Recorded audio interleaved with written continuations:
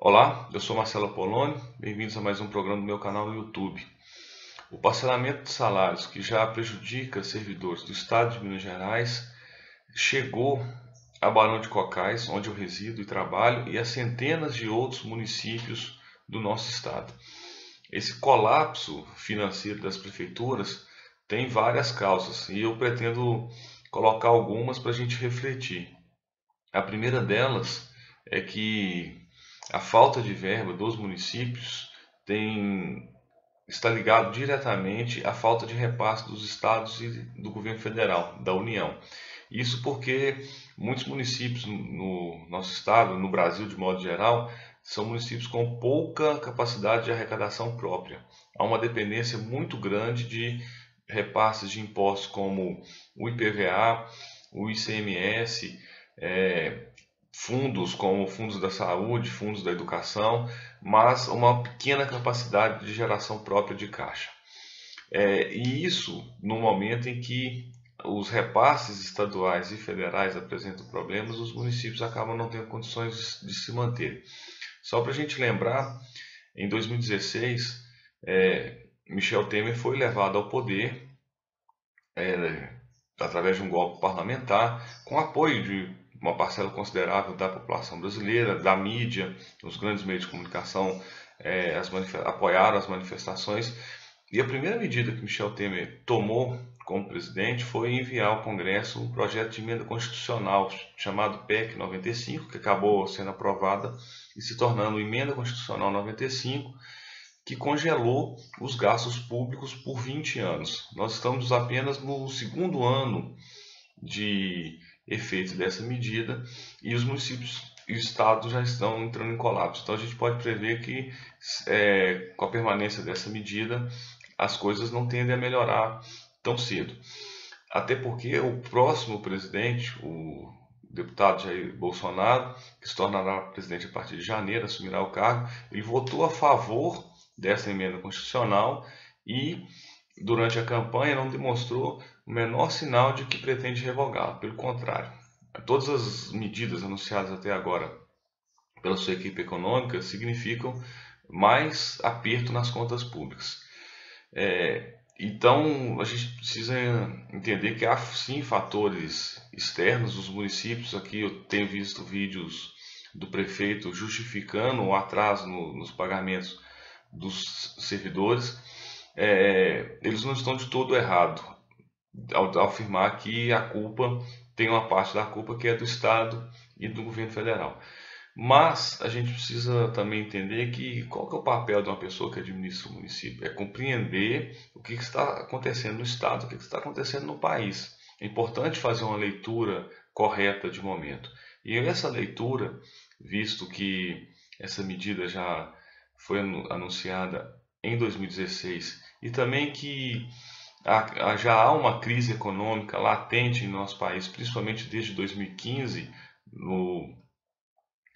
devido à queda do preço de alguns produtos que o Brasil vende no exterior, como minério de ferro, o petróleo, que até recuperou, os dois produtos recuperaram um pouco do preço recentemente, mas não chegou ao valor que vigorava até 2014. Então já há uma crise econômica, já há um momento de perda de recursos, de escassez de recursos. E aí, assim que assumiu a atual gestão da prefeitura, com apoio da Câmara Municipal, é importante deixar isso claro, não dá para culpar a figura do prefeito, porque tudo que ele fez ou deixou de fazer teve apoio dos vereadores, pelo menos da maioria dos vereadores, passou pela Câmara.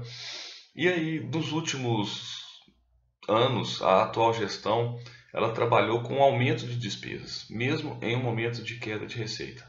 Então há sim uma questão, me parece um despreparo da gestão municipal em lidar com os desafios de tocar um orçamento em um momento de crise.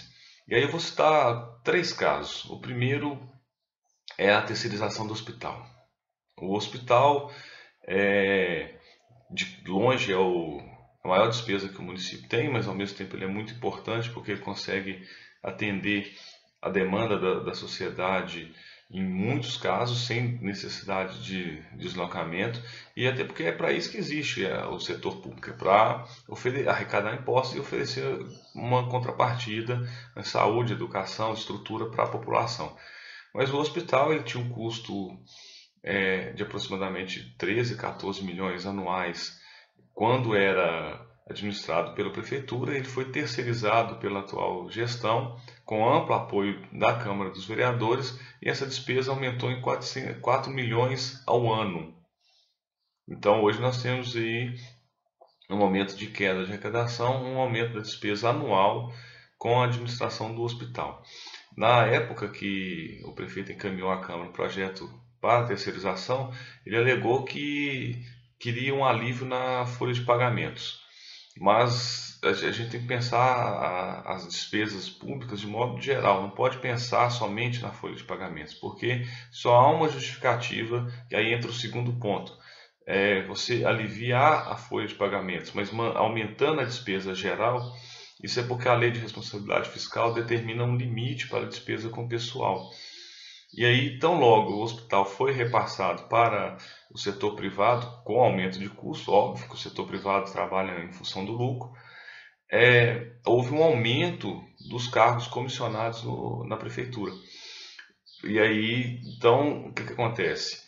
Cargos comissionados normalmente são cargos de chefia, são pessoas que são colocadas em alguns cargos, em alguns locais, às vezes com necessidade, outras vezes sem necessidade, mas acaba gerando uma despesa muito grande.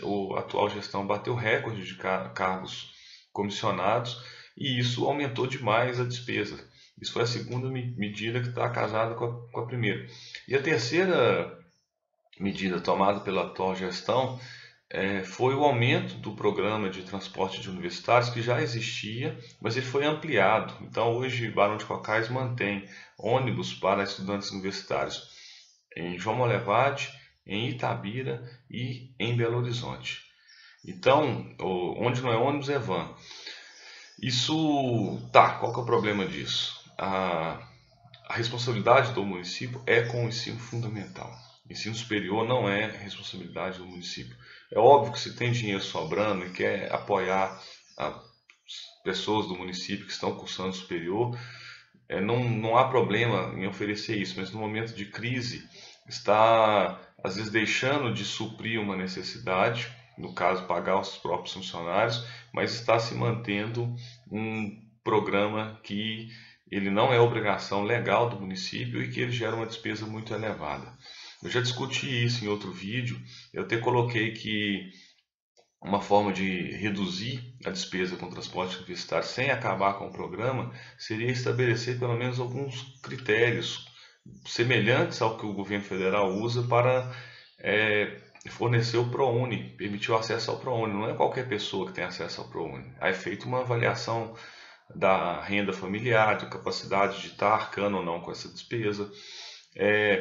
Outra coisa, quem já tem curso superior não justifica, uma pessoa que tem um diploma de curso superior, que é a minoria da população, e está recebendo um benefício enquanto outros setores do município saem prejudicados. Então poderia-se ter também essa medida de fornecer o transporte somente para quem não está cursando a primeira graduação.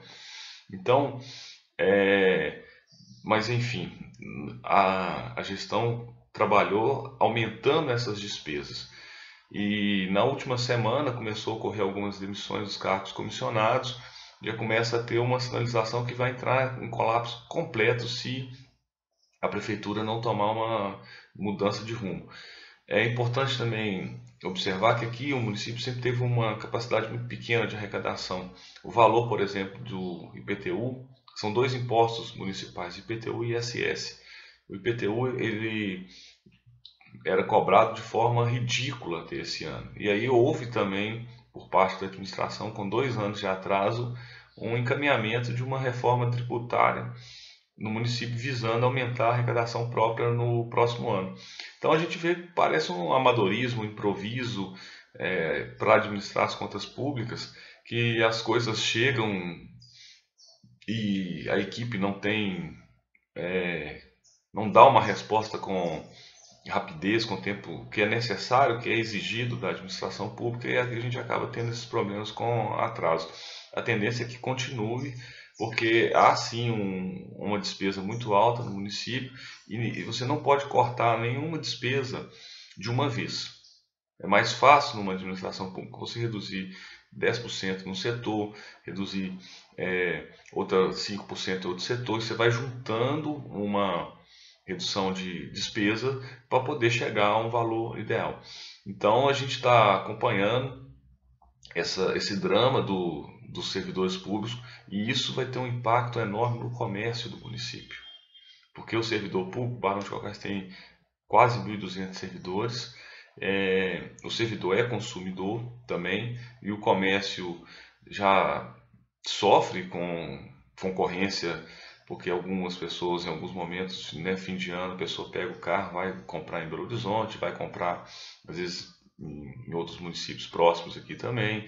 Tem a concorrência da internet, que também a cada dia que passa, e agora o comerciante local vai sofrer com a redução nas vendas, porque os servidores estão ficando sem dinheiro. Então a situação é grave, a situação exige medidas de inovação e, infelizmente, a gente está vendo que o município está tomando medidas muito devagar para tentar solucionar esse problema. Então a gente está acompanhando. Então é isso, eu agradeço a paciência, espero que tenham gostado do vídeo, ajudem a compartilhar o trabalho. Até a próxima.